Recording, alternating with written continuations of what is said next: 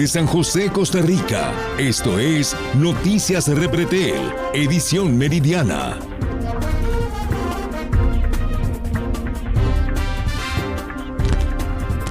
Hola, ¿cómo están? ¿Cómo estuvo su mañana? Bienvenidos a Noticias Repretel. Es un placer informarles. Iniciamos.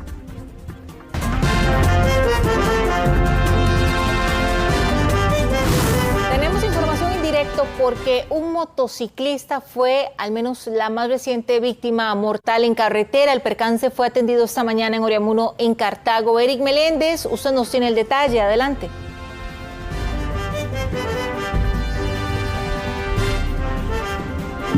Melissa, buenos días. Esta es la víctima 497 en escena que mantiene Cruz Roja Costarricense. Este percance que se dio durante esta mañana. Estamos ubicados en el sector del Cristo para dar la ubicación exacta, lo que comunica al sector de Oriamuno con Pacayas. Bueno, la versión que se mantiene de forma preliminar es que un vehículo liviano que venía en sentido Tierra Blanca del volcán Irazú hacia Oriamuno pierde en apariencia el control. En ese momento hacia Pacayas, subiendo, por decirlo de alguna forma, venía este motociclista con una edad entre los 35 y 40 años.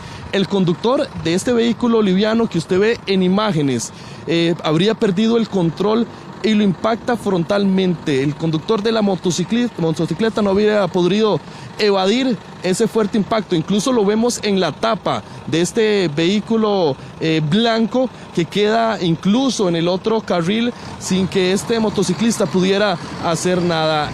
Hace unos minutos recogieron la motocicleta que quedó en esta zona verde, podemos decir en la parte poco abajo de la carretera, en el vehículo tipo pick-up que va saliendo. Ahí llevan ya esa motocicleta donde viajaba este hombre. Hace unos minutos también se dio el levantamiento del cuerpo en este sector. Todavía se mantiene fuerza pública, se mantienen algunos de los familiares lamentablemente tras este percance y también la policía de tránsito. Un hecho que cobra una vida más de un motocicleta que atendió a esto de las 9 de la mañana Cruz Roja Costarricense y que incluso ha sido parte de los casi 3.000 traslados críticos a centros médicos que se suman durante un año bastante mortal, como así lo ha catalogado la policía de tránsito. Usted ve la señal totalmente en vivo, esta es la escena, no hay afectación tan fuerte al tránsito, pese a que hay uno de los carriles cerrados, sin embargo se da un paso regulado, hay algunos conos y también que se mantiene la policía de tránsito, el OIJ que se mantiene también realizando algunas de las mediciones tras este percance, parte de la investigación para esclarecer lo sucedido. Lamentablemente este hombre que fallece acá en la escena, pese a la rápida acción de los comités de Cruz Roja cercanos acá donde estamos, pero que fallece acá en la escena. Pero hechos mortales, y lo vamos a ver también a continuación, podemos decir, en menos de 24 horas, donde se da otro percance, en donde se involucra otra motocicleta. En Ciudad Colón, una cámara de uno de los vehículos que pasaban en ese lugar me capta el momento justo cuando este motociclista venía y recibe el impacto de este autobús. Es otro de los hechos mortales que queda registrado y que incluso, bueno, parte también de las indagaciones que está realizando el OIJ son esas maniobras indebidas. En apariencia este motociclista que no había hecho la señal de alto, y este autobús que venía en sentido hacia Ciudad Colón que lo recibe frontalmente a uno de los costados y que es inevitable el impacto que hace que caiga a una de las cunetas y es allí donde él pierde la vida. Accidentes en carretera que lo hemos visto incluso desde ayer, desde este arranque de semana, y vamos también a ver otra de las imágenes atendidas en las últimas horas en el sector de Curridabat, carretera que comunica San Pedro con Curridabat, que se dio durante esta madrugada. 4 personas que son atendidas en la escena, y vea lo fuerte de estas imágenes porque el conductor habría perdido el control del automotor y colisiona fuertemente contra un poste del alumbrado público. Según el reporte que mantiene la Cruz Roja Costarricense, los pacientes con edades entre los 20 y 35 años de edad 3 de ellos llevados de forma urgente, pero uno en estado crítico, que sería el conductor, quien recibió todo el impacto hacia el costado de su puerta. Fue necesario incluso equipo hidráulico para poder sacar a este paciente, que fue el que quedó mayormente prensado, incluso con varios bomberos, podemos hablar entre 6 o 7, intentaba mover un poco el vehículo tras moverlo para poder utilizar el equipo y cortar parte de la puerta para poder sacar a este paciente. Son parte de las atenciones que durante horas de la madrugada se realizaron también por parte de Cruz Roja Costarricense. Vamos a escuchar a continuación lo que indicó el personero de la Benemérita referente a este accidente, el más reciente que cobra la vida de este motociclista aquí en el sector de Oriamuno. Al ser aproximadamente las 8:20 de la mañana, se nos despacha para la atención de un accidente de tránsito, una colisión vehículo contra motocicleta. Al llegar a la escena hay un hombre aproximadamente unos 40 años con múltiples lesiones a nivel de cabeza y tórax y con signos incompatibles con la vida, el mismo sin signos vitales a la hora de la valoración. El conductor del vehículo, el mismo no hubo necesidad de trasladarlo, ya que lo que presentaba era una crisis nerviosa y sin embargo se le dan las recomendaciones del caso.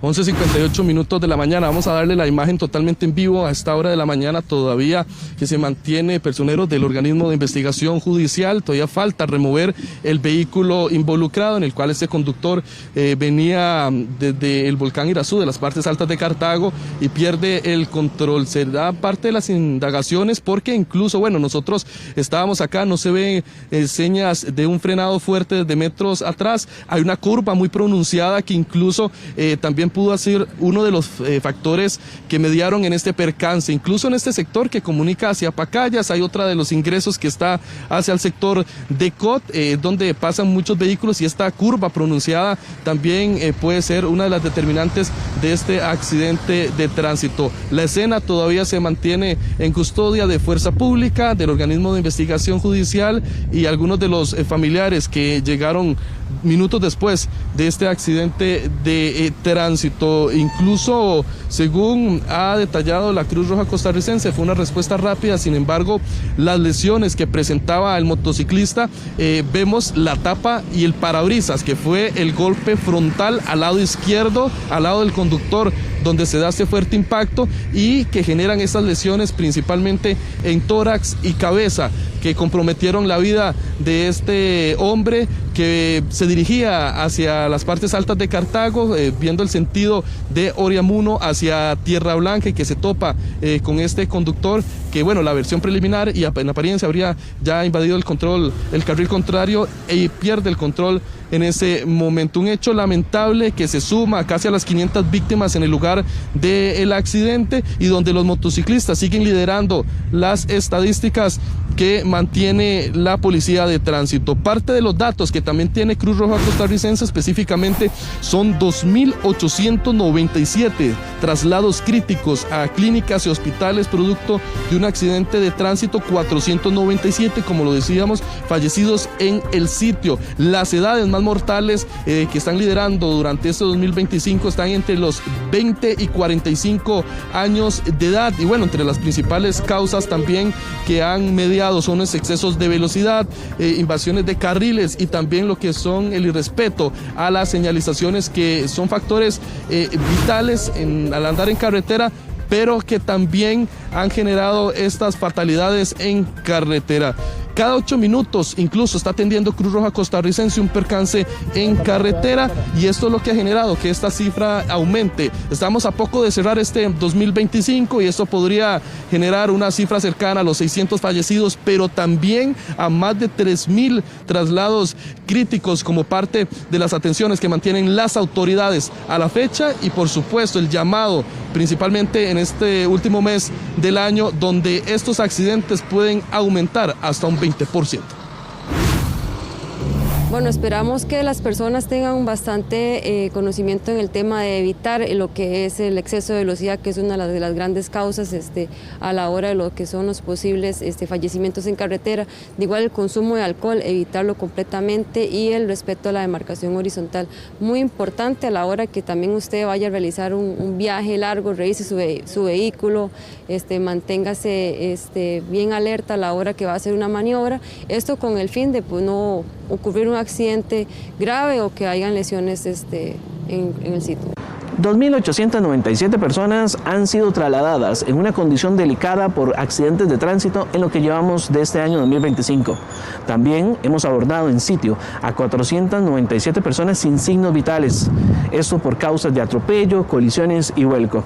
El último caso se presentó esta mañana a eso de las 8:20 en el sector de Cot de Cartago, cuando abordamos a un hombre sin signos vitales a causa de una colisión entre un vehículo y una motocicleta. Le recordamos a la población manejar con mucha precaución, hacerlo bajo los límites que permite la ley. También es vital no conducir bajo los efectos de alguna sustancia que altere los sentidos, como por ejemplo el alcohol o las drogas. Recuerde que ante cualquier emergencia usted debe llamar al 911. Eric, las estadísticas son alarmantes, preocupantes, pero de todo esto lo más doloroso es que muchos, por no decir todos, los accidentes de tránsito en los que han fallecido personas pudieron haberse evitado. Podríamos decir que lo que media acá siempre es la imprudencia y de ahí se complica más, porque por más campañas, por más llamados de atención, parece que todavía no cala en la población.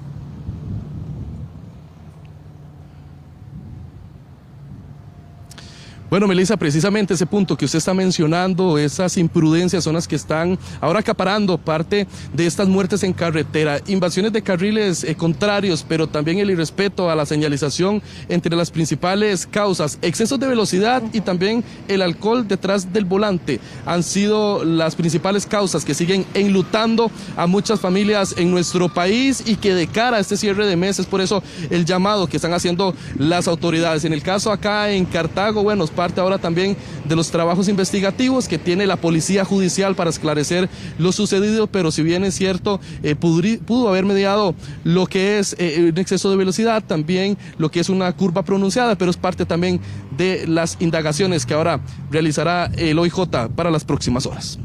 Perfecto, Eric, estaremos entonces atentos, por favor, no queremos más sangre en carretera, conduzcamos con muchísima más precaución. Continuamos con más.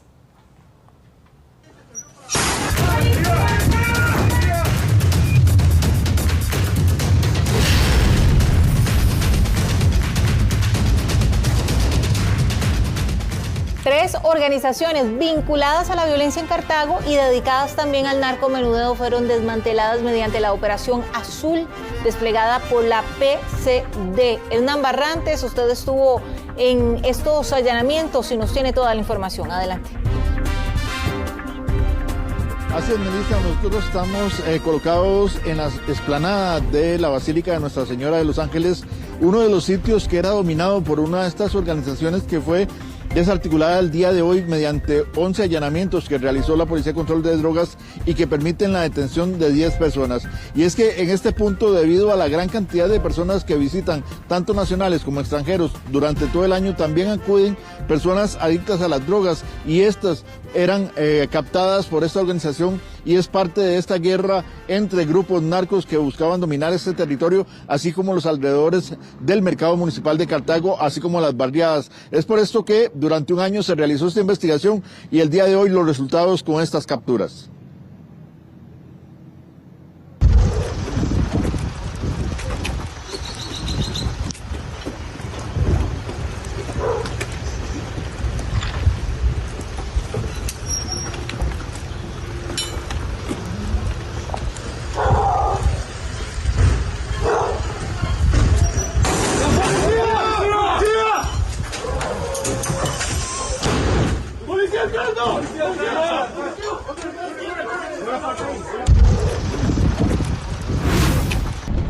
Muy cool, Carlos.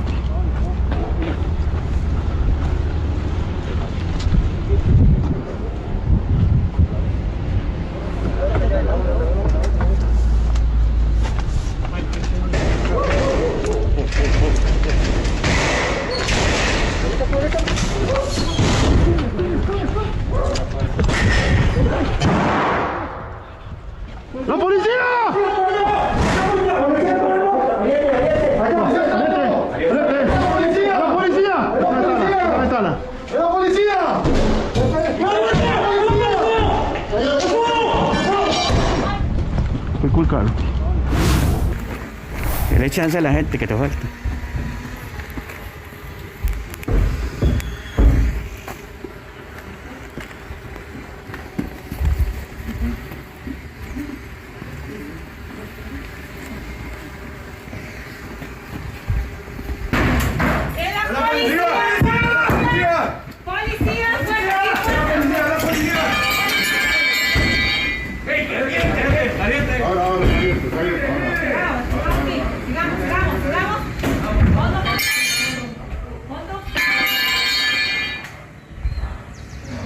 Es importante mencionar que uno de los principales detenidos el día de hoy es un sujeto de apellidos, o más bien conocido con el alias de Furcio, quien es el líder de una de las principales organizaciones que estaban generando violencia acá en la provincia de Cartago. Estos allanamientos han tenido lugar tanto acá en lo que es el cantón de Oriamuno, también en el cantón de Paraíso, así como en el cantón del Guarco, donde se han realizado estas operaciones.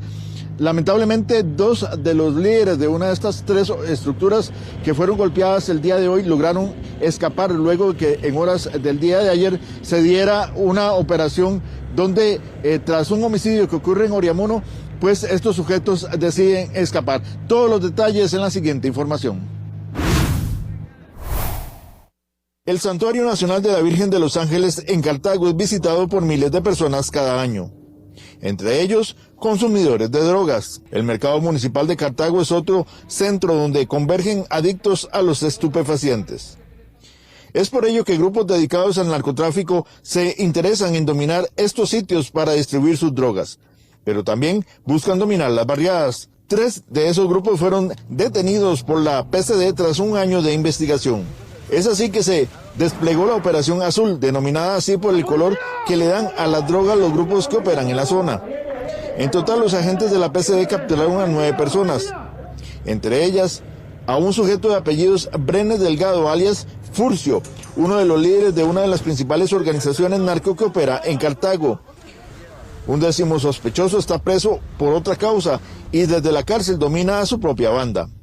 Con respecto a esta agrupación liderada por esta persona, tiene control prácticamente en todo el centro de Cartago, los alrededores del mercado central, un punto importante de venta del narcomenudeo. Además de esto, las cercanías de la Basílica de Cartago, Llanos de Santa Lucía, el Tejar, y otros sitios importantes. Las fotografías que le mostramos corresponden a un padre y su hijo. Se trata de Jeffrey Francisco Carrasco Redondo, alias Epi, y su hijo Ariel Francisco Carrasco Amador. Ambos escaparon en horas de la noche pese al esfuerzo de la fuerza pública por detenerlos. Durante la operación para detener a los ahora prófugos, la policía logró capturar a 4 sujetos a quienes les decomisó armas de fuego. La huida se dio tras el homicidio de un joven en Oriamuno. En horas de la noche se dieron unos movimientos, un vehículo salió de acá, se trasladó al centro de Cartago, se le dio la fuga a la fuerza pública, posteriormente se ubican algunas armas, una escena que se estaba manejando paralela a lo que estamos en este momento investigando. En la Operación Azul participaron la Fuerza Pública, el DIAC, el GAO, la Unidad Especial de Intervención del Ministerio de la Presidencia y la Unidad Especial de Apoyo UEA. Los allanamientos se desarrollaron en Paraíso, Oriamuno y Tobosín, en Cartago. La acción fue apoyada por la Fiscalía Adjunta contra el Crimen Organizado. Hernán, ¿cómo es que logran huir estas dos personas, padre e hijo, horas antes de que se realizaran estos allanamientos? ¿Recibieron alguna advertencia? ¿Vieron movimiento por parte de la fuerza pública en la zona? ¿O qué es lo que sospechan? Melissa, se están investigando diferentes razones y posibilidades que pudieron haberse presentado durante la noche del día de ayer y que llevaran a que estas dos personas escaparan. Estamos hablando que se trata de padre e hijo. Es importante mencionar que se está investigando lo que podría ser una fuga de información que llevara a que estas personas recibieran algún tipo de alerta y decidieran movilizarse. Sin embargo, la versión más fuerte que se está trabajando por parte de la Policía de Control de Drogas es que tras los hechos que se dan en el sector de San Rafael de Oriamuno, donde lamentablemente pierde la vida un menor de edad, y que fue ejecutado por uno de los grupos que fue intervenido el día de hoy, incluso a 50 metros de la casa donde se da este crimen, se dio uno de los allanamientos, pues que esto fuera lo que motivara a estas dos personas a escapar, ya que es una rivalidad bastante fuerte la que hay acá en la zona entre estos grupos criminales. Bueno, imagínense de la que se salvaron entonces, o al menos hasta el momento, porque sabemos que este operativo se mantiene. Precisamente de ese caso que usted nos habla, vamos a ampliar a continuación.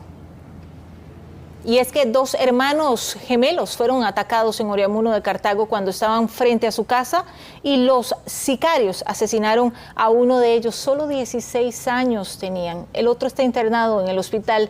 Gustavo Díaz, usted nos tiene el detalle. Melissa, pasada las 8 de la noche llega un vehículo con el objetivo de acabar con la vida de dos hermanos gemelos. Uno de ellos es asesinado en el lugar, el otro, su familia nos ha ratificado fuera de cámaras que hoy será sometido a una operación. Lo que sí fue muy efectiva fue la labor de la fuerza pública, y mientras exploramos este video que observamos a continuación y en donde incluso se escuchan algunas detonaciones, es precisamente el momento en el que se da el ataque a estos gemelos. 16 años tienen apenas. Mientras observamos estas tomas, me encuentro con don Eric Calderón, director regional de la Fuerza Pública de Cartago, porque el vehículo que se observa allí involucrado con 4 ocupantes comenzó a ser en ese momento sujeto de persecución, y con el excelente trabajo y la detención de 4 sospechosos y el decomiso de un arma, del cual nos va a ampliar don Eric Calderón. Don Eric, muchas gracias. Tiempo después de este incidente se da la captura de estos sospechosos. Buenas tardes. Sí, buenas tardes, don Gustavo. Efectivamente, mientras manejábamos la escena en ese momento y recopilábamos la información del hecho, principalmente buscando el perfil y modos de operar, la movilidad que teníamos un despliegue policial, y fue así como logramos ubicar el vehículo. Le dimos seguimiento por varias partes de la provincia de Cartago y finalmente tiraron armas de fuego en un lugar donde la fuerza pública llegó y las recogió, ¿verdad? Esta arma corresponde a un fusil 5.56, es un arma automática de uso prohibido con sus cargadores y municiones, así como una pistola semiautomática calibre .40. Posteriormente las personas se lograron detener. Hemos comunicado al Ministerio Público, al organismo de investigación judicial, para que se haga toda la formalidad de poderlo ligar con el hecho que se nos presentó lamentablemente esa noche. Y de segunda pregunta, don Eric, se da una relación, muy probablemente mi compañero Hernán estaba en Cartago con unos allanamientos que podría estar vinculado con esta misma organización que hoy en la madrugada se desarticula. Sí, así es. Las personas que logramos detener, ya nosotros los tenemos identificados, pertenecen a una estructura criminal ubicada en esta provincia. Todos ellos tienen antecedentes por psicotrópicos, por agresión con armas, portación con armas.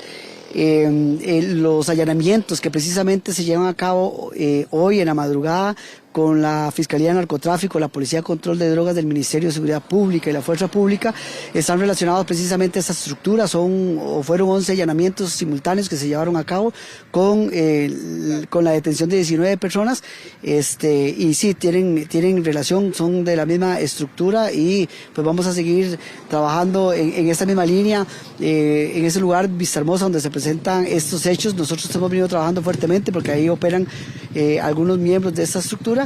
De hecho, hemos logrado el decomiso de 132 armas de fuego. Don Eric, justamente, ¿qué es lo que dicen los vecinos que ayer percibieron este tiroteo en Vistahermosa de San Rafael de Oriamuno? Vamos a escuchar a continuación a una de ellas. Lamentan lo que sucedió. Demasiado, sí, porque son muchachos muy jóvenes, son chiquitos apenas. Eso es lo que está dejando la sociedad, ¿verdad? Y el gobierno de este país, la verdad. ¿Cómo amanece hoy el barrio? ¿Temeroso, con miedo? Sí, bastante. La verdad que sí, bastante, porque uno no tiene la libertad de antes para salir, ¿verdad? Como antes, que uno iba a las pulperías tranquila y todo, y ahora ya no. Ya uno anda con ese temor en la calle. Y una secuela incluso de trauma después de los disparos acá en el barrio. Sí, exactamente. Es muy doloroso, la verdad es que es muy doloroso.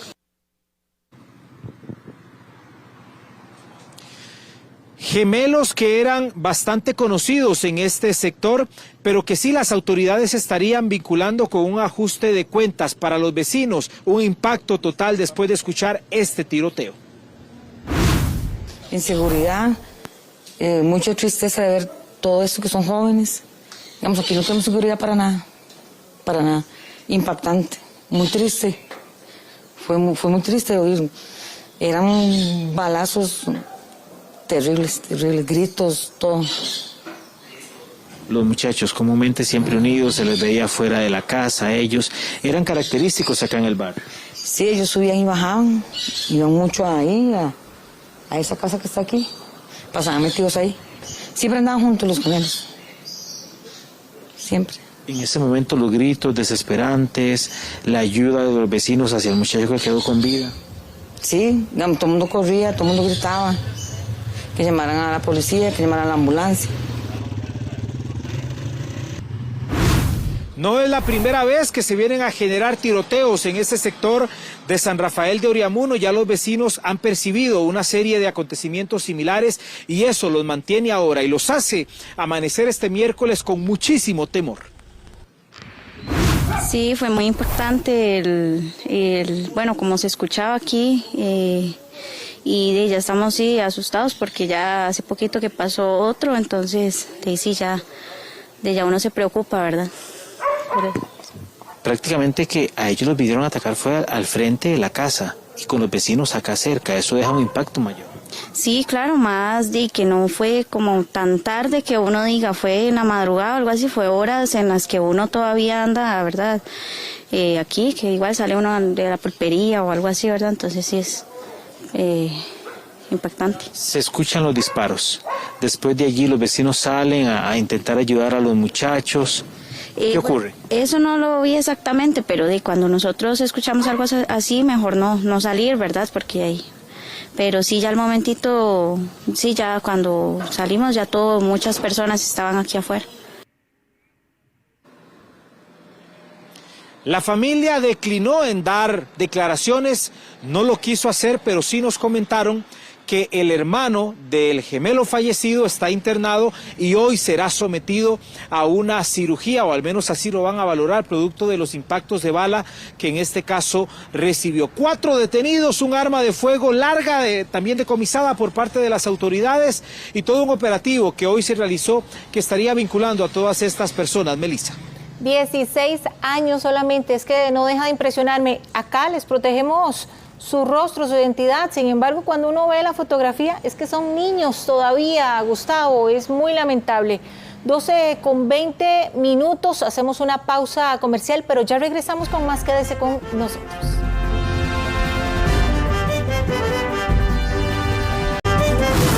12:34 y las autoridades policiales vigilan 4 puntos en San José donde más se reportan robos de pertenencias, sobre todo ante los descuidos de las personas. Jesús Chacón, usted nos amplía, adelante. Melissa, así es, y estamos en uno de esos puntos donde se está monitoreando constantemente por las autoridades, justo entre Atillo 5 y 6, donde se realizan trabajos de ampliación de la carretera. Bueno, provoca que se presenten presas. Esas presas son aprovechadas directamente por los delincuentes para poder cometer esos tipos de actos que han quedado grabados en video en los últimos días y que también en otros momentos habían sido, bueno, pues grabados. Antes existían los famosos quiebraventanas que en muchas ocasiones, bueno, pues estaban en diferentes puntos, aprovechaban las horas de la noche para poder cometer esos actos delictivos. Pero vamos a ver en imágenes en estos momentos cómo se encuentran algunos de los vehículos que transitan en este punto. La mayoría normalmente ya por los hechos que han quedado registrados, bueno, transitan con las ventanas cerradas, uno que otro tal vez con la ventana abierta, pero en estos momentos que hemos estado por acá también logramos pues ver algunas personas que viajaban con las ventanas abiertas con con algunas pertenencias en el asiento del pasajero y también con los pasajeros con el teléfono en la mano. Esto es el episodio prácticamente favorito de estos delincuentes en el sector entre Atillo 5 y 6. Parte de lo que han relatado algunos de los testigos que han visto ese tipo de hechos que se presentan en esta zona es que específicamente son algunos de estos antisociales que vienen del sector de Alajuelita y que vienen a cometer esos actos delictivos a este punto. ¿Por qué? Antes existían los quiebraventanas en Atillo 8, pero cuando ingresa un grupo criminal a controlar la zona de los Atillos ha provocado que ellos no quieren presencia policial en ese lugar. ¿Y qué han hecho? Bueno, evitar que se den robos en esos puntos. Sin embargo, a este lugar, al colindar con Alajuelita, no tiene pues el respaldo tal vez de ese grupo criminal y es por eso que se cometen esos actos delictivos en este punto. Son 4 lugares, 4 puntos que se vigilan, entre ellos acá entre Atillo 5 y 6. También otro punto es en el Monumento al Agua. Ese Monumento al Agua, ahí el ingreso provoca que haya muchos vehículos a la espera y aprovechan también el momento en el que están distraídos para cometer los actos delictivos, así como también en el centro de San José y también en el sector de la Sabana. Parte de lo que las autoridades monitorean en estos puntos es que ellos buscan zonas boscosas cercanas a la carretera para poder huir entre esos lugares y que esto, bueno, sea el mejor escenario para ellos para realizar ese tipo de situaciones. Vemos en imágenes uno de los más recientes que se presentó justo en este punto, en Atillo 5 y 6, donde se da el momento en que una mujer que viajaba en una de esas plataformas digitales lleva el teléfono en la mano, lo va utilizando y es cuando uno de estos hombres, bueno, pues mete su mano, le roba el teléfono y sale corriendo.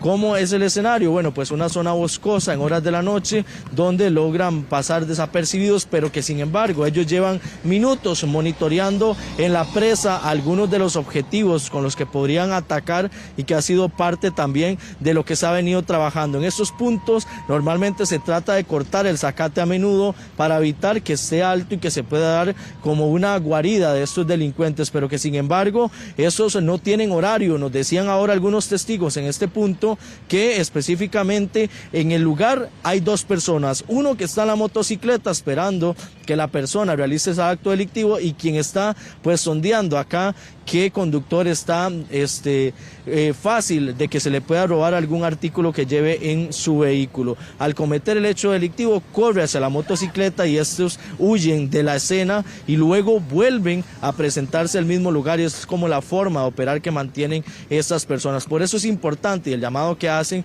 es que específicamente en solo entre el 2023 y 2024 los incidentes, los delitos de robo y hurtos y asaltos en pleno centro de la capital, en todo el cantón de San José, es que se han aumentado un 54% y eso es parte también del llamado de las autoridades a tener mucha precaución de cara a esos incidentes que se han presentado. Pero ¿qué dicen los conductores? Bueno, ya ellos conocen mucho pues cómo es la situación acá en los Atillos y qué hacen.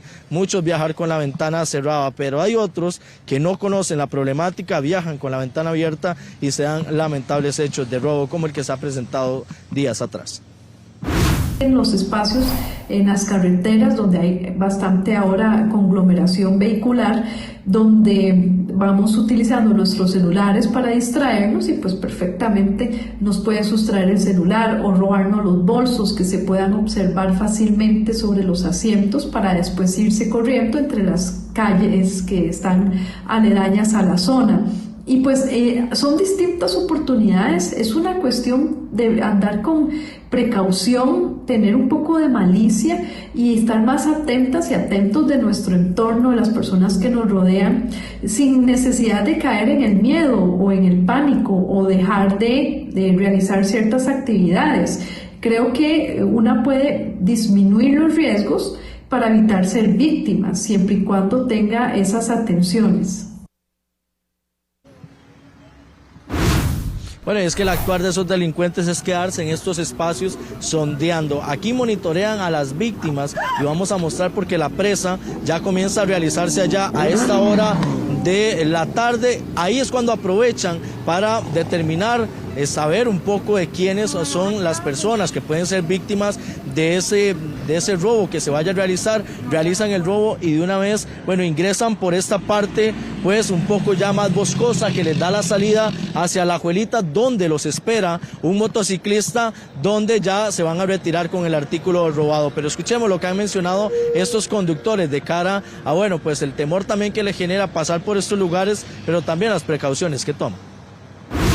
Realmente, bueno, y cierro las ventanas y voy normalmente, bueno, ahorita las tengo abiertas, pero no, normalmente sí voy con las ventanas cerradas. Ya hemos visto hasta videos en algunos reportajes. ¿Qué medidas de seguridad toma usted para evitar ese tipo de situaciones? En realidad no exponer los bienes, ¿verdad? Que es muy importante, no hay que exponerlos.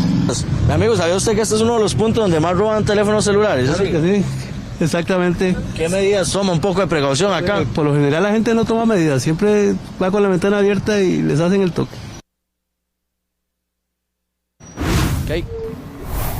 Normalmente este tipo de robos ocurrían en horas de la noche. Sin embargo, testigos acá nos han comentado que ahora, a horas del mediodía, que en estas horas que nos encontramos ahorita, 12:42, aprovechan estos espacios donde muchas personas salen a almorzar, el alto tránsito en la carretera, para también cometer los actos delictivos. Antes ocurrían solo en la noche, ahora ocurren a cualquier hora del día, y por eso es también el llamado a mantener esa precaución cuando anda en carretera en algunos de estos puntos, como decíamos, en Atillo, también el sector de la Sabana, inclusive por el Monumento al Agua en el sector de la Uruca, donde aprovechan pues ese tipo de situaciones, o inclusive en los semáforos en San José, donde están cercanos a los parques, que es cuando huyen luego de cometer esos actos delictivos. Realiza un trabajo en coordinación para disminuir la cantidad de asaltos que se presentan en el casco central. Esto con el fin de que la gente pueda venir al casco central a hacer sus compras y realizar todo lo que tengan que venir a hacer aquí al centro de San José con toda la tranquilidad del mundo, sabiendo que la policía judicial y las demás policías están trabajando aquí en estos 4 distritos del Cantón Central. Atentos las personas, a la gente que está a su alrededor, porque precisamente los delincuentes también hacen contravigilancias y las asaltantes están siempre observándonos, viendo nuestros movimientos, viendo si estamos con el teléfono celular, si estamos con nuestras compras. Yo entiendo que, bueno, cuando estamos en San José realizando compras, estamos con nuestras bolsas que hemos comprado, con tal vez algunos con nuestros chicos, nuestros hijos, y inclusive con el teléfono celular. Entonces es muy importante estar atento.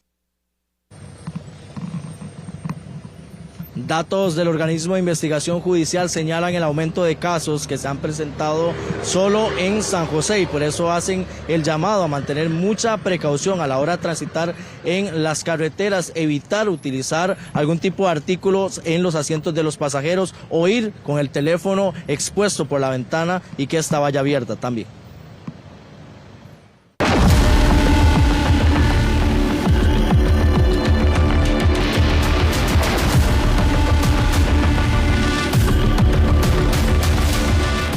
Una audiencia que hemos estado esperando y hace pocos minutos finalizó, al menos por la mañana, para decidir si el macabro caso del femicidio de Nadia Peraza va a juicio. Fabián Mesa, usted nos amplía. Melissa, a las 8:30 inició la audiencia y acaba de terminar justamente hace unos 10 minutos, si acaso. Se va a discutir si el caso se eleva a juicio. Recordemos que según la tesis de la Fiscalía, Jeremy Busano Paisano, acusado de femicidio, pero no solamente eso, de 20 delitos más en relación con todo lo que ocurrió en ese crimen. Un sujeto que además, según el informe de la Oficina de Planes y Operaciones, habría comido partes del cuerpo que tuvo durante 3 meses dentro de una refrigeradora. Eso es parte de los hechos y por eso lo catalogamos de macabro. ¿Qué dicen los abogados? Porque acaban de salir hace escasos 10 minutos y finalizó ya la fiscalía, finalizó los querellantes exponiendo las razones y las pruebas para que se eleve a juicio el caso. Los querellantes están solicitando 196 años de cárcel, que se enfrente el proceso, y de una vez lo adelantaron. Van a evitar por toda costa que se dé un proceso abreviado, que la pena sea más baja. Ellos están esperando un mínimo de 196 años, que se traduciría, eso sí, en 50 años de cárcel por nuestra justicia penal, pero esos 50 años efectivamente y calendario podrían ser si acaso 20 años de prisión. Esos son las leyes penales de nuestra república. ¿Qué dice el abogado de la familia de Nadia Peraza? Vamos a verlo porque él habló acerca del informe que indica que el sospechoso se habría comido partes del cuerpo de Nadia y que para él esto tiene que aumentar la pena hasta la pena máxima por el delito de femicidio. Escuchémoslo a continuación. En virtud de que al analizarse esto y la prueba fue admitida, que al momento en que se eleve a juicio podríamos pedirle al juez penal, que es el primer caso, al Tribunal de Juicio, penal de Heredia, que es el primer caso que se da en Costa Rica, y eso podría ser un agravante y determinante en los aspectos determinantes de la pena según lo que establece el artículo 71 del Código Penal en contra del imputado. Podría aumentarlo, existe un alto grado de probabilidad que eso suceda, y no solamente ese delito, sino los demás delitos, que vamos a determinar eso con la tesis que tienen nosotros como abogados querellantes y actores civiles, que efectivamente esa situación se dio según lo que se plasma en el informe de la OPE. El abogado defensor de Jeremy Buzano Paisano, don Francisco Herrera, también conversó con nosotros al salir de la audiencia preliminar en horas de la mañana. A él le va a tocar hacer su exposición en horas de la tarde a partir de la 1:30 de la tarde. Algo muy importante es que él asegura que Jeremy Buzano Paisano es inocente, pero además de eso está insistiendo una vez más en someterlo a análisis psicológicos, psiquiátricos, forenses, porque él dice que el muchacho no está bien. Esas son las palabras de él. Y bueno, un elemento sumamente importante es que a la audiencia del día de hoy el sospechoso, el imputado, el acusado no se presentó, porque lo que indica el abogado defensor es que no quería estar al frente de los familiares de la víctima. Vamos a ver las declaraciones que dio el defensor del acusado. Él siempre sigue mal, él sigue totalmente desubicado. Voy a pedir nuevamente, quiero pedir, y me lo han venido denegando últimamente, que lo vean nuevamente en medicatura forense. Desde el 20 de febrero del 2024, que pasaron supuestamente los hechos contra él, hasta el día de hoy. Y voy a pedir que lo vea medicatura forense, el hospital psiquiátrico, y también voy a pedir una reconstrucción de los hechos. No es lo mismo que a uno en un papel expliquen cómo son las cosas, que estar en el lugar de los hechos viendo lo que está pasando. Yo quiero ir a ver si era un cuarto, si era una casa, qué es, por qué los dueños de las casas no se dieron cuenta, no se han dado cuenta de que una persona estaba ahí. Quiero saber si ellos tenían llaves, si podían entrar o no podían entrar. Hay una serie de detalles. Usted sabe que este caso es demasiado delicado y muy grave porque solo se trabaja con indicios. Y para mí, con los indicios que hay, no es posible podemos ir a juicio, pero que le quiebren el principio de inocencia y lo condenen, eso no es posible. Siempre me ha dicho que es inocente.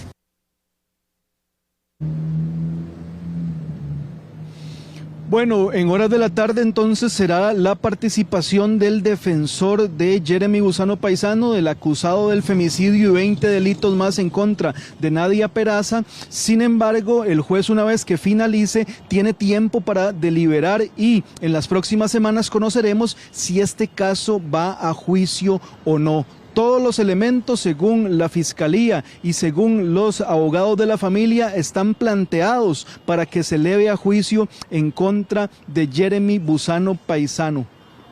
Estaremos muy atentos a lo que se vaya a resolver. Continuamos con más. Ya salió el premio acumulado de la Junta de Protección Social y además suspenden los chances para impulsar las ventas del gordo navideño. Tracy Morales nos amplía. Tracy, adelante. Bueno, Mary, quiero primero enseñarle cómo está aquí el panorama en la avenida central, aquí en San José, porque ya está calentando la venta de lotería del gordo navideño. Y es que, bueno, ha pasado en las últimas horas mucha información con respecto a la lotería. Por ejemplo, esta semana ya la Junta de Protección Social suspendió la venta de chances para precisamente impulsar las ventas del gordito navideño. También, bueno, ya hace unos minutos confirmó la Junta de Protección Social que una sola persona, un hombre vecino de Cartago, entre 41 y 45 años, es el único ganador del premio acumulado. Recordemos que el acumulado salió anoche y el número favorecido fue el número 02 y quedó en la provincia de Cartago. Ahí un vecino de Cartago compró las 2 emisiones, entonces es el único ganador de 1.095 millones de colones. Un montón de dinero se llevó este señor vecino de la provincia de Cartago. Y aquí seguimos caminando también por la avenida central porque queremos presentarles a ustedes, enseñarles cómo está ya calentando la venta para el gordo navideño, que prácticamente se juega en en una semana, de este domingo en 8. El próximo 14 de diciembre se va a estar realizando el sorteo más esperado del año, como lo es el gordo navideño. Ya, por ejemplo, uno ve aquí en San José la gente comprando 1, 2 pedacitos de lotería, porque, bueno, como todos los años, tienen la fe de pegarse ese montón de dinero. Y como ustedes están viendo, aquí tienen una banca ya con la gente comprando las fracciones del gordo navideño. Veamos lo que les contaba ahorita, el acumulado, dónde quedó, quién se lo ganó, lo vemos a continuación. Este martes salió el acumulado 1. La combinación ganadora fue el número 02 con la serie 739 y pagó 1.095 millones de colones en 2 emisiones. Este acumulado se vendió en la provincia de Cartago y esperamos a los felices ganadores. Para el próximo sorteo, el acumulado tiene un premio de 350 millones de colones en 2 emisiones, con 59 bolitas de premios extra y una con la palabra acumulado. El premio se vendió en el Cantón Central de Cartago. Don Félix, salió el acumulado, quedó en Cartago. ¿Cómo estuvo la venta ya? Usted que es vendedor de Cartago. Sí, estuvo muy modesto, gracias a Dios, pero yo lo que espero es que haya quedado repartido en varias gentes, sí señorita, cómo no. El número que salió favorecido fue el 02. ¿Lo estuvieron buscando allá en Cartago, ese número? Sí, los bajos son muy buscados en Cartago. Ahora, para el próximo sorteo del acumulado, el 1 inicia en 350 millones de colones. Por otro lado, la Junta de Protección Social suspendió los sorteos de chances para impulsar las ventas del gordo navideño. Está muy lenta, la venta está demasiado lenta. En el año 2015 hubo algo igual como esto, un paronazo. Y el problema actualmente es que la lotería es quinta. Hacer quinta hay demasiado papel. ¿Qué números son los que están buscando más de cara al sorteo del gordo navideño, que prácticamente está a la vuelta de la esquina? La mayoría son solo vamos. El número cotizado es el 14, el 41, 17, 26. Así está el calendario de sorteos para el cierre de año. Este domingo 7 es el sorteo extraordinario de lotería. El domingo 14, el gordo navideño, el más esperado del año. El domingo 21, el primer sorteo de consolación. Y el domingo 28, el segundo sorteo de consolación. Los vendedores esperan buenas ventas en los próximos días de lotería navideña con el pago de los aguinaldos. Bueno, entonces, para que tome nota, el próximo domingo 14 de diciembre se va a estar jugando el gordo navideño y así está calentando ya la venta de lotería navideña para ese sorteo. Y aquí estoy con el gordito, aquí estoy con el gordito porque dicen que hay que tocarlo, a ver si uno tiene suerte. Ustedes tienen más en el estudio. Es el gordo, muy lindo, hay que tocarlo, efectivamente. Muchas gracias, Tracy, por la información. Pasamos a otros temas. Y un clan familiar de estafadores que se hacían pasar como empleados públicos fue detenido en Cotobruz, mientras un adulto mayor fue capturado por venta de drogas en Sarapiquí. Toda esta información nos la ofrece Hernán Barrantes. Hernán. Melissa, así es una serie de operaciones que se han desarrollado el día de hoy por parte del organismo de investigación judicial y que permiten la detención primeramente de 8 personas vinculadas a estafas mediante 7 allanamientos en San Vito de Cotobruz a cargo del OIJ de Pérez Celedón, pero además también se realizaron allanamientos en Sarapiquí, donde se detuvo a un adulto mayor que ya es un viejo conocido por parte de las autoridades al ser vinculado al tráfico de drogas. Son 2 acciones bastante importantes que buscan generar tranquilidad a la ciudadanía, sobre todo en el caso de los casos se refieren a estafas, ya que estas personas estaban dañando a personas que se dedican al trabajo de repartidores express, a quienes les solicitaban algún tipo de dinero que debían depositar y que generaba que los despojaran de estos sumas que van a cerca de 5 millones de colones según el reporte del organismo de investigación judicial. En este caso, en Pérez Celedón, son 40 las víctimas, pero estiman que podrían ser más. En el caso de Sarapiquí, estamos hablando de un hombre de 68 años quien se dedicaba a la venta de drogas, que incluso sobrevivió hace un año a un atentado. Por segundo día consecutivo, el OIJ desarticula a una organización dedicada a cometer estafas.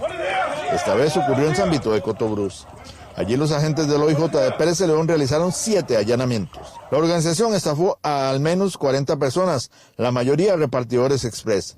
Ellos simulaban ser empleados de instituciones públicas como el PANI y otras para hacer caer a las víctimas. Les solicitaban hacer entregas, pero primero debían hacer un depósito para cubrir los gastos. A raíz de una serie de estafas que se han venido dando por llamadas, haciéndose pasar por funcionarios de algunas instituciones y donde ubican a los ofendidos, los cuales son personas dedicadas a transporte, sea privado o público, inclusive express, donde les contratan para eventualmente hacer ciertos traslados de productos y luego llevarlos a un destino. Mientras ese trámite se da, les piden que depositen algunos dineros para que se haga una liberación del producto que van a ir a retirar y que cuando van a entregar el producto al destino final no deben recuperar el pago que ya hicieron. Según datos del OIJ, habría más víctimas, rondarían entre las 60 y 65 personas afectadas. Este martes, mediante 5 allanamientos en Alajuelita y Desamparados, así detuvieron a 3 sospechosos de estafar a adultos mayores y amas de casa de escasos recursos. Es importante destacar que todos los detenidos este miércoles son parte de una misma familia. No quita decir que la investigación continúa y que es muy probable que tengamos alrededor de 60, 65 denuncias más, de las cuales hemos ido recopilando a todo a nivel nacional, sean desde Guanacaste, zona atlántica, a todo el Pacífico, principalmente corredores, Pérez Celedón, y en este caso alrededor de un perjuicio económico de los 10 millones de colones y un poco más. De manera simultánea, pero en Horquetas de Sarapiquí, los agentes de la oficina regional detuvieron a un adulto mayor de 68 años de apellidos Miranda Guzmán. Al adulto mayor lo ligan con venta de drogas y hace un año sobrevivió a un atentado con arma blanca por parte de una disputa de dominar territorios. El hombre también ha descontado prisión por este mismo delito.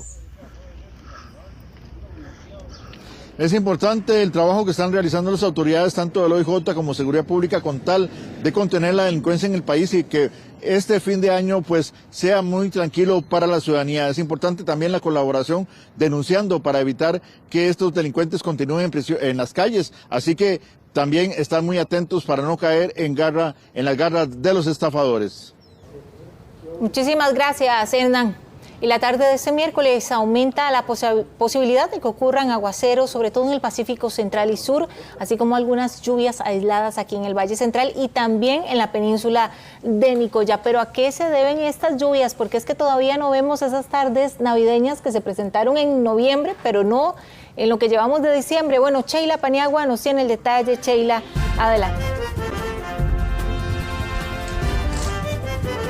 Esto se debe a que la zona de convergencia intertropical se ubica frente a la costa del Pacífico, lo que aporta humedad, y esto hace que se registren lluvias principalmente en el Pacífico Central y Sur. Parte de lo que indica el Instituto Meteorológico Nacional es que son lluvias que van a estar presentes en horas de la tarde y es probable también que se extiendan para la noche.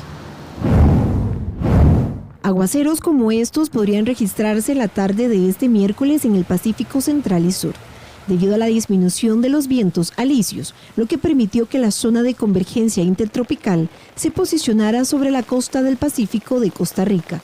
Una posición rara para esta época del año porque usualmente tenemos un patrón ventoso, pero ante la ausencia de viento pues sí hace que la zona de convergencia esté sobre el país, y esto ha ocasionado que por lo menos durante la mañana en Limón se han estado presentando algunas lluvias, y parte de esa nubosidad que genera estas lluvias se ha venido hacia el este del Valle Central. Por eso que lugares como Cartago, San José ha estado bastante nublado durante la mañana, y esto genera una sensación de temperaturas frescas por lo menos hacia este lado.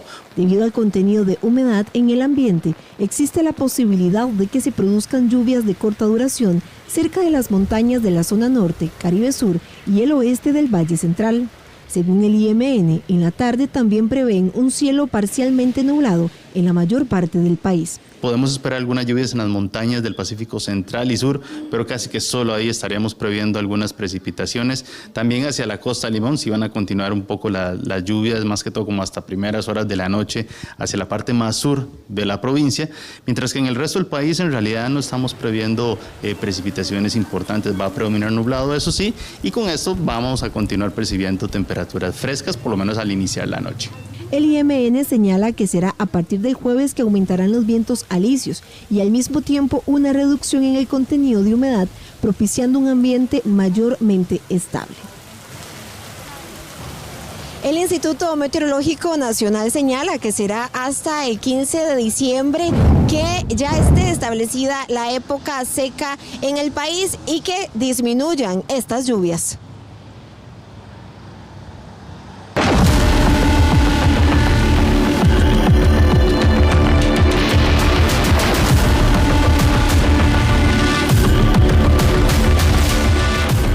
Por primera vez en la historia, un caso de posible canibalismo llega a los tribunales de justicia por tal atrocidad. La familia de Nadia Peraza se opone a un proceso abreviado y espera que el caso de femicidio llegue a juicio. Fabián Mesa, usted nos amplía.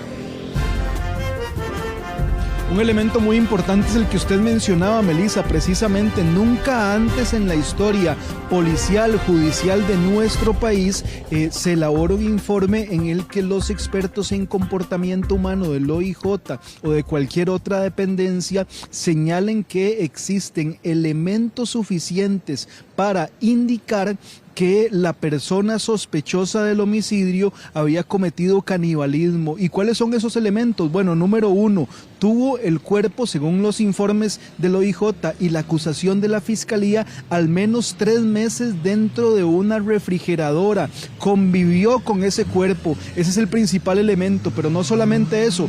Cuando encuentran los restos de Nadia, hacen falta piezas de su cuerpo en el momento de hacer la autopsia por parte de los expertos médicos forenses del OIJ.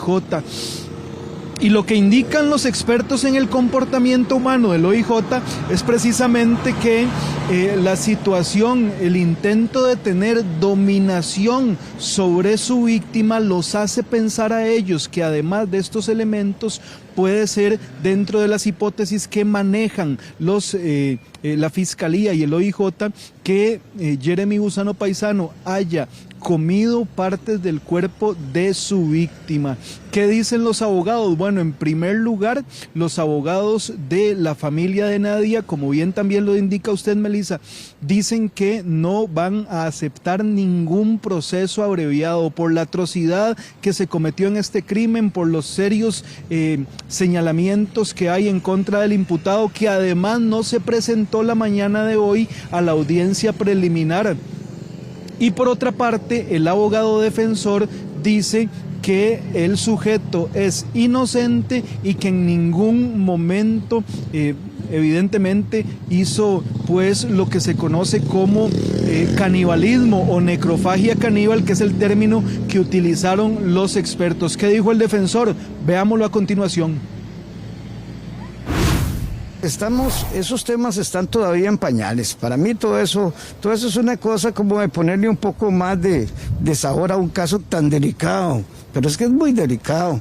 La gente no se ha dado cuenta lo delicado que es, y se está acusando a una persona que a mi criterio es totalmente inocente de ese caso. Yo le creo a él su inocencia. Yo tengo experiencia suficiente en estos casos. Y entonces, para mí, decir que se quería comérsela, de ese tipo de cosas, me parece que son ofensivas inclusive para la familia.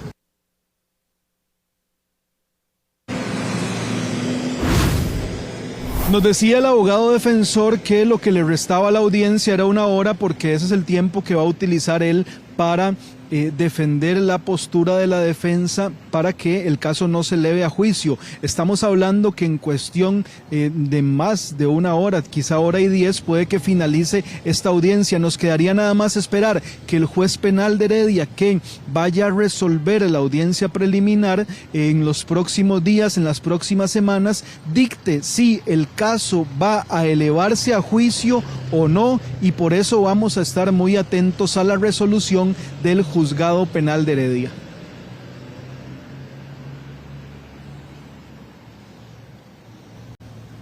Muchísimas gracias a Fabián. Y los clientes de Davivienda y Scotiabank ahora cuentan con nuevos beneficios tras la fusión de ambas entidades en el país. Para ampliar los detalles, hacemos contacto con Rachel Matamoros. Rachel. Así es, desde este pasado 1 de diciembre se oficializó la compra de Scotiabank, ahora conocido como DaviBank, al quedar en manos de Davivienda Group, que de hecho hay que destacar un aspecto muy importante, porque para los clientes no se va a generar ningún tipo de cambio de momento a nivel de tarjetas o incluso a nivel de las transacciones o claves que tengan con alguna de estas dos entidades. Pero todos estos detalles lo ampliamos en la siguiente información.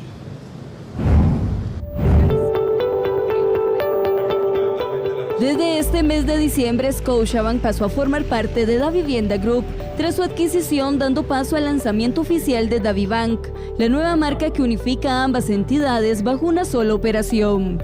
La transacción se realiza sin afectar los servicios actuales de los clientes. Quienes posean tarjetas, cuentas o productos con la marca Scotiabank podrán seguir utilizándolos con normalidad. Hoy incorporamos a la sombrilla de Davivienda Group, incorporamos lo que era el antiguo Scotiabank en Costa Rica, a partir de hoy DaviBank en Costa Rica. Entonces, desde la organización Davivienda Group en Colombia ahora tenemos 2 operaciones en Costa Rica. El Banco de Davivienda, que ya viene funcionando desde hace 13 años, y a partir de hoy DaviBank, que son 2 bancos hermanos que tienen el mismo controlante que es Davivienda Group en Colombia. Estas 2 marcas van a operar en paralelo durante un periodo de tiempo. Seguramente antes de terminar el año posiblemente se fusionarán en una sola, pero mientras tanto funcionan en paralelo. La entidad confirmó que todos los canales digitales y físicos continúan operando con total seguridad y estabilidad. Esta integración permitirá a los usuarios acceder a una oferta más robusta sin necesidad de hacer cambios de tarjetas o claves.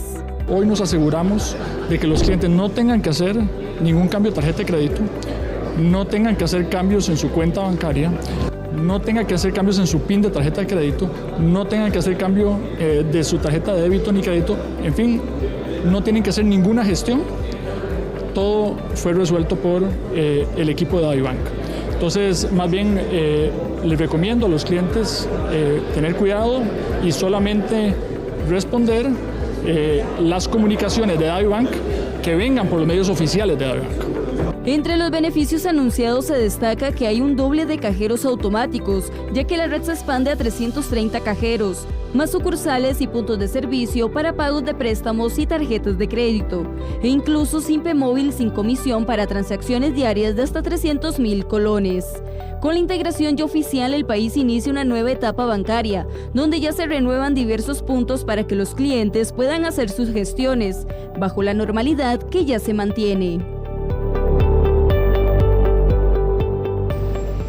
Bueno, y como veíamos, la misma entidad confirma que no es necesario que los clientes se tengan que apersonar a hacer ningún tipo de cambio, todo se mantiene con normalidad y también se resalta la amplia cobertura que ahora habrá con los cajeros automáticos a nivel país, pero por su parte lo que sí le piden a los clientes es mantenerse informados por las fuentes oficiales y que no caigan en ningún tipo de información que sea incluso sospechosa a nivel de correo, porque no se está solicitando cambios de tarjetas ni mucho menos a nivel de claves. Rachel. Y Laura, Fernández aumentó el 5% de apoyo según la última encuesta del CIEP de la Universidad de Costa Rica y se ubica en este momento en el primer lugar de la intención de voto. La inseguridad sigue siendo el tema que más preocupa a los costarricenses. Rodrigo Guevara, usted nos amplía. Falta menos de 2 meses para que los costarricenses acudan a las urnas y elijan al próximo presidente de la República. Sin embargo, a la fecha de hoy, la fotografía de la última encuesta del CIEP de la Universidad de Costa Rica refleja que 4 candidatos se están separando del restante grupos de aspirantes a la presidencia. Eso sí, un 45% todavía se mantiene indeciso. La cantidad de personas indecisas sigue siendo alta, aunque disminuyó un 5% en comparación a la anterior encuesta realizada por el CIEP de la Universidad de Costa Rica. La muestra señala que los indecisos representan un 45%. Laura Fernández obtiene un 30%, Álvaro Ramos un 8%, Ariel Robles un 5% y Claudia Dobles un 4%. Además, el estudio indica que un 56.5% tiene mucho interés en la campaña, un 23.9% algo de interés y un 19.6% poco interés.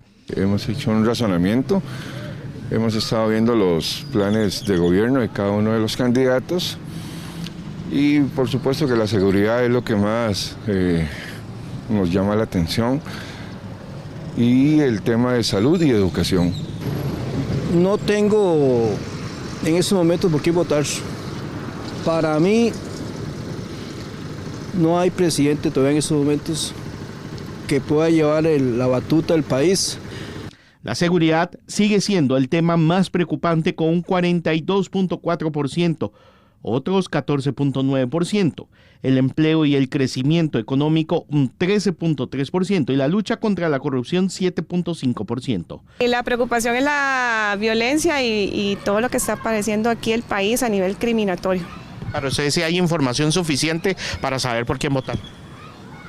Realmente, como la campaña en sí no ha arrancado en su totalidad, ¿verdad? Yo creo que falta mucha información. Esta vez he estado como un poco alejada, digamos, de las propuestas de los candidatos. Y como ciudadana, pues en realidad lo que más me preocupa es la seguridad, ¿verdad? Para el experto en política, Sergio Araya, habrá que esperar el estudio de enero para ver el comportamiento de las personas y si hay una tendencia marcada. Será importante ver el tercer panel, cuyos resultados se darán a conocer en enero, y contrastarlo con la encuesta ordinaria que para enero también se pretende elaborar, para determinar si esta es una tendencia que se consolida. Lo que apunta es que el oficialismo, evidentemente, su gran desafío es tratar de ganar en primera ronda y que pues de los 19 restantes candidatos a la presidencia, por ahora hay 3 que parecen despuntarse del resto. La encuesta se realizó a 1.759 personas mayores de 18 años y se trató de mantener a los mismos entrevistados hace un mes para ver su comportamiento. Recordemos que en este mes hay una tregua navideña de fin e inicio de año también y por ende la campaña va a tener una pausa importante. Enero será un mes decisivo para que los candidatos presidenciales encanten a la población y logren obtener un porcentaje importante de apoyo de cara a la primera ronda de las elecciones nacionales. Muchísimas gracias, Rodrigo. Bueno, ya lo decía, cada vez estamos más cerca de el día decisivo, el día de las elecciones. Por eso es importante analizar en detalle los la información, los datos que aportan las más recientes encuestas. Para eso doy la bienvenida a nuestro director, don Randall Rivera. Adelante. Hola Meli, ¿qué tal? Muy buenas tardes a usted, por supuesto, y a nuestra audiencia. Y es que muchos están hablando de política el día de hoy, luego de que saliera publicada la encuesta del CIEP. Y tiene razón Rodrigo, hace un instante que nos informaba de que enero será un mes para que los candidatos encanten a los votantes o, y es un elemento que tiene muy interesante el CIEP, o desencanten aún más a los votantes. Yo invité a dos destacadísimos analistas hoy a acompañarnos aquí en Noticias Repretel. Mario Quiroz a mi izquierda. Mario, bienvenido, ¿cómo estás? Buenas tardes, Randall, un gusto estar aquí, un gusto estar con Daniel y saludos a todos en la casa. Y don Daniel Calvo, por supuesto, aquí a mi derecha. Daniel, ¿cómo estás? Muy buenas tardes, encantado de estar con ustedes y bueno, hablar de lo que más nos gusta. De política, y entremos en materia de una vez. Vean, la encuesta del CIEP trae muchos datos, pero hay tres que realmente nos llaman la atención. De esos tres, el que menos llama la atención es este, pero vamos a analizar lo que es por qué vota la gente, cuáles son los temas que le preocupan a las personas y que por lo tanto entonces deciden votar. Vamos con el primer gráfico que tenemos disponibles para usted, para analizarlo junto con Mario y con Daniel, que es en qué se basa la decisión de voto. Dice el CIEP que el 42%, es decir, 4 de cada 10, basa la decisión de voto en seguridad ciudadana. La seguridad es el primer punto. Empleo y crecimiento económico, 13.3. Lucha contra la corrupción y transparencia, que es un concepto muy etéreo, tengo que advertirlo, 7.5. Educación, que es uno de los grandes problemas que tiene el país, solo 7% decide su voto por las propuestas de educación. Vamos a la segunda parte de este gráfico, que tiene que ver justamente con los temas por el cual las personas deciden votar, y ahí estaba, les decía, seguridad en primer lugar. Indudablemente el costo de la vida, que también es un tema muy etéreo, muy abstracto, 4.6, salud 4%, igualdad y trato justo 3%, servicios públicos 1.2, transporte público y movilidad 1 y ambiente y protección de recursos naturales 0.9. ¿Se basa, Mario, esta campaña en propuestas de seguridad? No, yo creo que hay distintas formas de preguntar, Randall, y hemos visto distintos resultados. Definitivamente hay que decir, seguridad es uno de los temas que nos preocupan absolutamente a todos. Pero también yo siempre soy de los que creo que el tema de economía, costo de la vida, empleo y oportunidades para la gente siempre va a ser, cuando cierran la puerta de la casa, cómo llevar la comida y oportunidades a la familia va a ser el tema 1, 2 y 3. Y esto no obsta que el contexto de la campaña nos envíe también a otros temas, como ha ocurrido en ocasiones anteriores en Costa Rica. Que en ocasiones anteriores los temas por los que se decide la campaña no están en ninguna encuesta, es decir, son temas absolutamente coyunturales, pero además, Daniel, las propuestas de seguridad, por supuesto que cada una tiene una diferenciación, pero el grueso de las propuestas son cantadas, ¿verdad? Es decir, yo le pregunto a un sobrino en el kinder o una sobrina en el kinder cuál es su propuesta para mejorar la seguridad y me va a decir más policías, lo mismo que dicen las 20 candidaturas. Y más cámaras, te faltó agregar. Y más cámaras, sí, perdón. Cámaras y policías. Diría que sí, efectivamente no hay propuestas novedosas, prácticamente todos se mantienen con las mismas propuestas, pero yo no quisiera analizar esta encuesta dejando atrás lo que ya el CIEP nos señalaba, por ejemplo, en el mes de septiembre. Y es que en el mes de septiembre nos decía que un 70% de los costarricenses manifestaba poca o ninguna confianza en que el presidente de turno pudiera resolver el tema de seguridad. Y no obstante, el presidente sigue teniendo un 60 o más % de posibilidades. Es decir, esto no le está afectando al presidente, no le está marcando realmente las posibilidades de crecimiento que ahorita más adelante podemos llegar a hablar. Y además nos señalaba también el tema de las motivaciones del voto. Y ahora que vos mencionabas, por ejemplo, temas etéreo, recuerdo que en septiembre nos decía que esas principales motivaciones eran, 1, quitar el poder a los de siempre, no sabemos cuáles son los de siempre, devolver el poder al pueblo, que también es algo realmente abstracto, cambiar la constitución política y cambiar la asamblea legislativa. Yo diría que esas son las principales motivaciones. Y si uno observa también pues lo que se viene repitiendo en esas narrativas instaladas del Poder Ejecutivo cada miércoles, me parece que hay un amplio dominio de ellas respecto a justamente ese tipo de narrativas o posicionamiento. Es muy interesante, me topé una señora el fin de semana en Cartago y me dijo que ella iba a votar por Laura Fernández porque estaba muy preocupada por el problema de inseguridad en este gobierno, y yo no entendí la matemática, pero claramente me refuerza, Mario, lo que Daniel dice, que el problema de la inseguridad no se le pega al presidente, no es algo porque que lo haga menos popular, Mario. También hay que recordar, y coincido con Daniel, que no podemos ver la encuesta aislada, hay que ver todas las series de datos que hemos tenido, que la gente cuando se ha preguntado tampoco es que le endosa el 100% de la responsabilidad al Ejecutivo. Entonces ahí ya vamos con datos de que, primero, como bien dice Daniel, no se espera que él lo resuelva solo. Entonces uno podría preguntarse, ¿por qué? Bueno, porque la gente no se lo atribuye exclusivamente a él, casi que me acuerdo que cuando se preguntó se le atribuyó por partes iguales a los 3 poderes de la República. Y además no hay que perder de vista que el presidente ha logrado construir, porque así lo ha hecho de forma consistente durante 3 años y medio, un relato de que a mí no me dejan hacer. Y eso en su base, en ese 63% que lo apoya, es parte del credo. ¿Cierto o no tiene su efecto? Es parte del credo, ¿verdad? Correcto. Cierto o no es algo que esa base tiene como asumido, y es una de las motivaciones por las que apoyan al presidente. Bueno, y es que hay una buena cantidad de seguidores del presidente que son los seguidores personalistas, que no importa realmente esos temas porque los siguen a él independientemente. Vamos con el segundo gráfico, la segunda serie de gráficos, que tiene que ver con lo que se llama popularmente la carrera de caballos. ¿Quién va ganando las elecciones hasta este momento? Y entonces van ganando las personas indecisas, que pasan del mes pasado de 55% a 45% este mes. Laura Fernández, que se lleva la mitad de los indecisos que ya se decidieron, tenía 25% el mes pasado, hoy tiene 30%, se lleva la mitad de los indecisos. Álvaro Ramos llega a 8, estaba en 7 hace un mes. Ariel Robles llega a 5, estaba en 3 hace un mes. Claudia Dobles llega a 4, estaba 3 hace un mes. Y ahí empiezan todos los que están por debajo del margen de error, porque hay más personas que quieren anular su voto, por ejemplo, que las que votan por los siguientes candidatos presidenciales.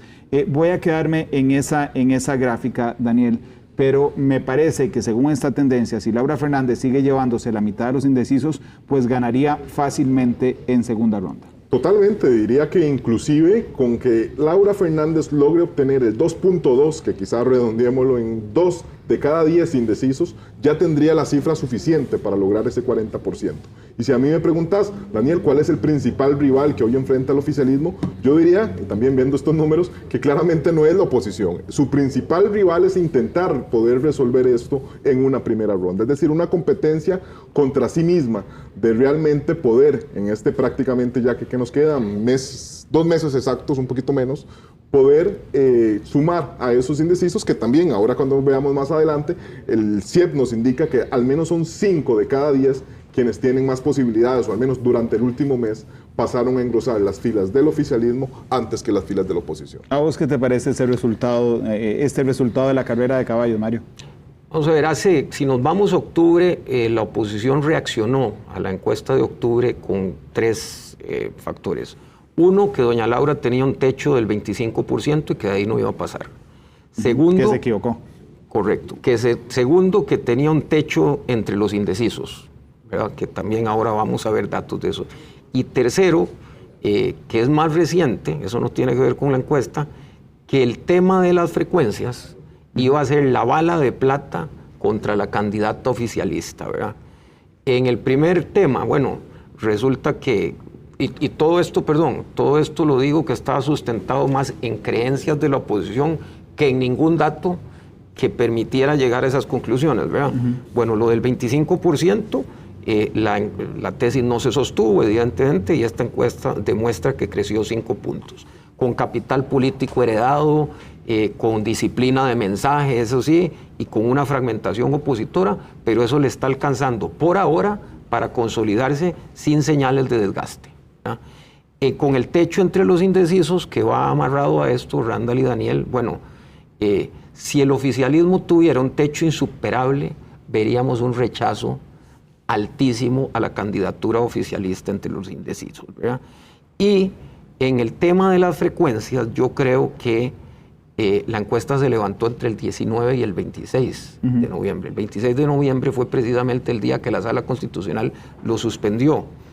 Y esto yo creo que nos tiene que llevar a recordar, y lo relaciono con esta carrera de caballos, que la estrategia de la oposición basada en el desgaste y esperar el desgaste por factores propios de errores del oficialismo, que ellos dicen fue un error. Yo desde el punto de vista técnico con lo de las frecuencias tengo mis diferencias, pero hablando desde lo político, bueno, no ocurrió. El desgaste por errores propios esperados del oficialismo no está ocurriendo, y eso es lo que a grandes rasgos nos dice esto. Yo había hablado con ustedes sobre que el presidente tiene teflón, ¿verdad? No se le pega ningún tema negativo, se le pega al presidente. Pareciera, Daniel, que le prestó el teflón a Laura Fernández. Sí, eso me parece que queda en evidencia. El capital político del cual Laura Fernández tiene una enorme dependencia, que es Rodrigo Chávez, prácticamente está pues rodeado, ¿verdad? Prácticamente se bañó en aceite y todo absolutamente le resbala. Inclusive el tema, y Mario lo decía, me parece que de buena forma, existía, no sé si romanticismo o esperanza de que justamente el tema de la subasta fuera esa bala de plata, y todos, yo escuchaba en chats que compartimos y demás, que eso realmente iba a tener una afectación muy pero muy grande. Bueno, hasta el momento no, creo que vendrán efectos derivados de ello, por ejemplo, algunos enfrentamientos que tiene, por ejemplo, con la iglesia, etcétera, que tendremos que ver realmente si eso puede golpear. Pero no se nos olvidemos, yo diría que nosotros tres sí estamos hoy pensando pues en política, pero la mayoría de los costarricenses a partir del día de hoy están pensando en el pago del aguinaldo, a dónde se van a ir de vacaciones, cuándo van a empezar a hacer tamales, y yo creo que eso hará que la campaña entre, además de la tregua que vendrá del 16 de diciembre al 1 de enero, nos olvidemos un poco de la campaña y reiniciemos hasta el mes de enero. Yo le puse atención a la encuesta del CIEP, estoy haciendo la entrevista, pero también estoy muy contento por el aguinaldo, Daniel. Bueno, así que supongo que todos estaremos muy contentos también. Una esperanza, Mario, que mantiene la oposición y que la repite consistentemente es que hace 4 años y hace 8 años el ganador de las elecciones nacionales estaba en 4º o en 5º lugar a estas alturas, y es un mantra que repiten. Lo que pasa es que me parece que las diferencias no eran tan abismales, Mario. Vamos a ver, primero el dato es cierto.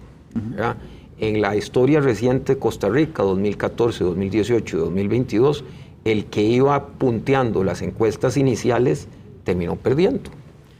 Johnny Araya, Antonio Álvarez, José María Figueres, ¿verdad? Pero yo creo que hay que tener cuidado, Randall y Daniel, con las comparaciones automáticas sin contexto, porque aquí hay una diferencia fundamental.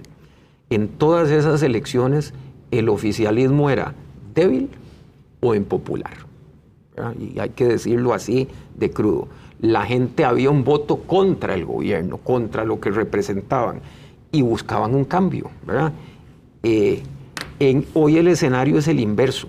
Tenemos un oficialismo, no voy a decir inéditamente fuerte, porque cuando don Óscar Arias salió en el 2010, tenía un apoyo, creo que similar a lo que tenía el presidente, ¿verdad? Pero entonces doña Laura no está corriendo contra un movimiento de descontento, ¿verdad? Está más bien navegando una ola de aprobación.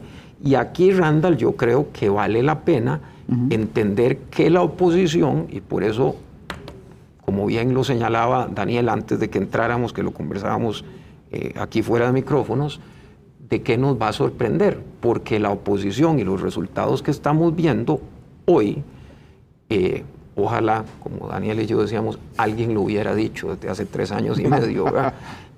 Ha cometido un error aritmético, si se quiere, de plantear esto como un referéndum de continuidad del gobierno del presidente Chávez. Y cuando uno hace eso con un gobierno que tiene una aprobación del 60%, lo que está haciendo es reforzar la base del oficialismo y profundizando la polarización. Entonces, están configurando la elección como una pelea de bandos donde hay que reconocer que un bando es más grande que el otro.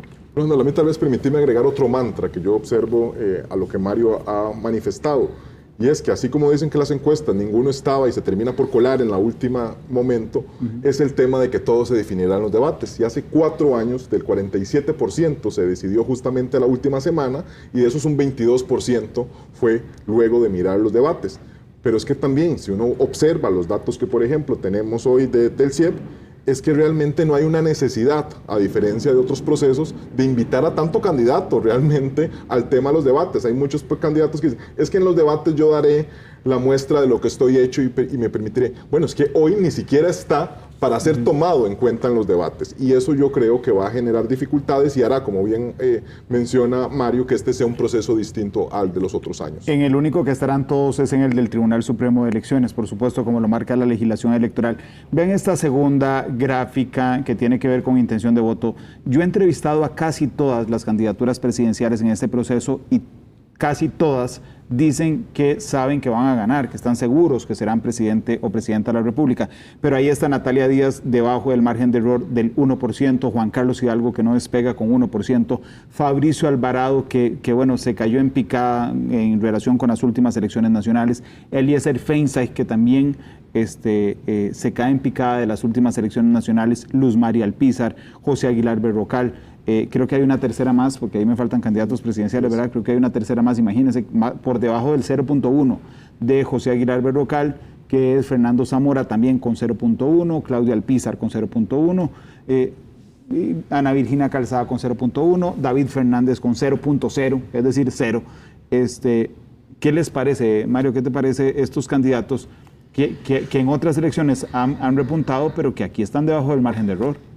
A ver, primero, Randall, hay datos importantes que hay que ir viendo con respecto al CIEP, ¿verdad? La encuesta anterior, todas las candidaturas sumadas de oposición sumaban 17.5. Ahora creo que suman 22.4. Se andan ahí en un rango más, menos 2 puntos del 20%, que es lo que ha sido la oposición histórica del CIEP. Entonces, primero, ni siquiera juntas logran superar al oficialismo, y eso le debería decir algo a la oposición, porque son como un archipiélago no conectado y ninguna ha destacado. Ahora, también hay que decir que en un posible escenario de segunda ronda, si doña Laura obtiene el 39.99%, ella estaría clasificada y de segundo clasificaría el que tenga 8, 7, 6, 5, el segundo, no importa, ¿verdad? Pero digamos que están en una lucha de márgenes muy pequeños. Y lo otro, yo creo que cuando uno ve esto, lo que tiene que darse cuenta, y más que el ranking con respecto a doña Laura, que en sí mismo es un tema, pero ya dentro de la oposición, es que todos son planetas miniatura en este universo de la oposición, ¿verdad? Don Álvaro,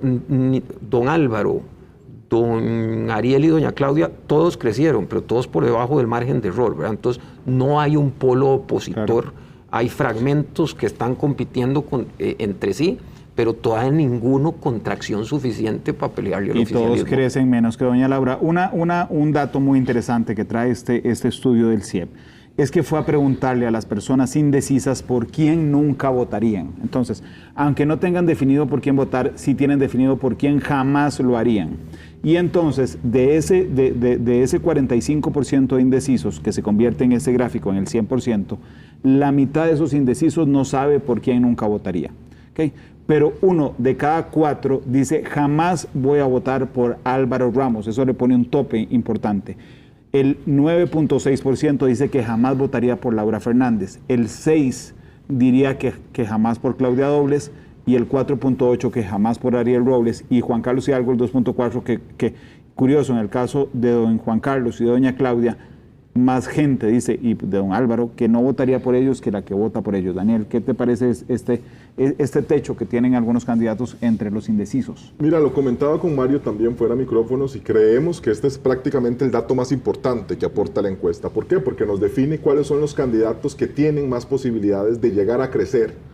Además, diría que habrá que ver si esto se termina por dilucidar o no en una segunda vuelta, pero también este dato nos indica que tiene más posibilidades de crecer. Por ejemplo, Laura Fernández de alcanzar un 40% que otros candidatos que tienen techos muchísimo más bajos, como Álvaro Ramos, como Claudia Dobles o como Ariel Ramos. O bien, en caso de una eventual segunda ronda, si fuese que esta fuera necesaria, yo diría que aquí hay mucho romanticismo de llegar a pensar que toda la oposición votaría o unida a favor o en contra más bien del oficialismo, que eventualmente pudiéramos decir que ya está prácticamente clasificado, al menos a esa segunda vuelta. Bueno, esto nos dice que realmente no sería así. Es decir, personas no podrían votar por Álvaro Ramos si es que este fuera la persona que pasaría a una segunda vuelta. Y eso creo que también le da más posibilidades al oficialismo de ganar, o bien resolver esto en una primera ronda, o tener también amplias posibilidades de resolver esto en una segunda vuelta. Además de estar transmitiendo en televisión, estamos transmitiendo en redes sociales, lo que nos permite leer sus comentarios y preguntas en tiempo real. Adrián González dice